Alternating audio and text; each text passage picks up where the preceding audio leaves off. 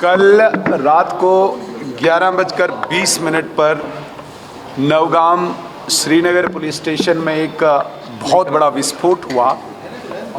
Initially सबको लगा कि कोई हमला हो सकता है, लेकिन तुरंत पुलिस ऑफिसर्स ने उसकी पुष्टि की।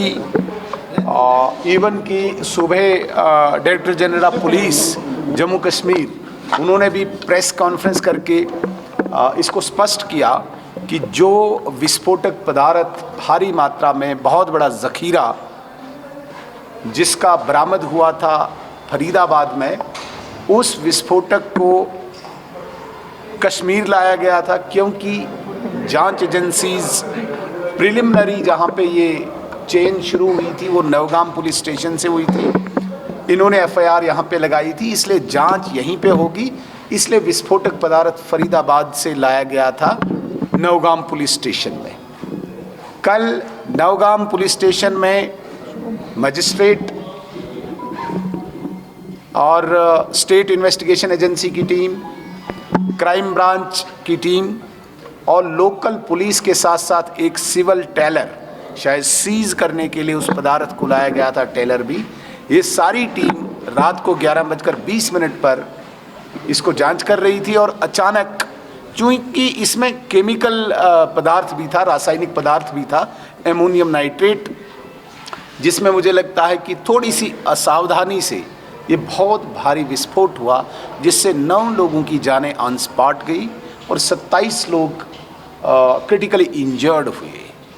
इसके लिए पुलिस ने अपना स्पष्टीकरण दिया है और हमें भी बहुत अफसोस है कि यहाँ पे 9 लोगों ने अपनी जानें दी हैं और 27 लोग इंजर्ड हैं।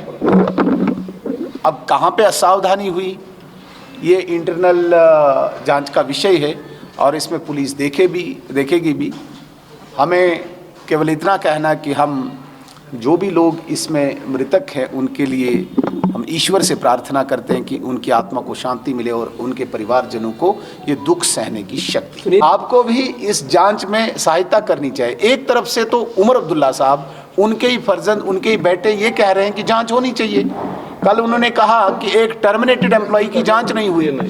मैंने भी कल एंडोर्स किया उमर अब्दुल्ला साहब की बात को कि जो एम्प्लॉय इसमें इन्वॉल्व थे, जांच होनी चाहिए, गहन जांच होनी चाहिए। गहन जांच डजंट मीन्स कि सिर्फ उसी की जांच हो, उसके इर्द गिर्द जो लोग हैं उनकी भी जांच होनी चाहिए। पहले उमर अब्दुल्ला साहब और फारूक अब्दुल्ला साहब अंदर बैठ के, किचन में बैठ के ये तय करें कि कौन सी लाइन लेनी है, वरना बाप बेटे की लाइनें 2 डिफरेंट हो चुकी है। क्योंकि मैंने पहले भी कहा है कि इस घर में दरार नीचे तक पड़ चुके हैं। अब बाप बेटे के स्टेटमेंट्स पे भी दरार दिखती है। आप कल का स्टेटमेंट देख लीजिए आफ्टर कन्वोकेशन जम्मू यूनिवर्सिटी में। उमर अब्दुल्ला साहब ये कहते हैं कि जो एम्प्लॉयज़ टर्मिनेट हुए हैं उनकी जांच नहीं हुई। आज फारूक अब्दुल्ला साहब जांच की बात न करने की बात कर रहे हैं। तो मैंने तो एक बात ये कह दी कि ये इसी अलगाववाद के विमर्श को चला के अपनी राजनीतिक रोटियां सेकना चाहते हैं। दूसरा, इससे स्पष्ट हो गया कि बाप बेटे के कथनी और करनी में डिफरेंस है, अंतर है।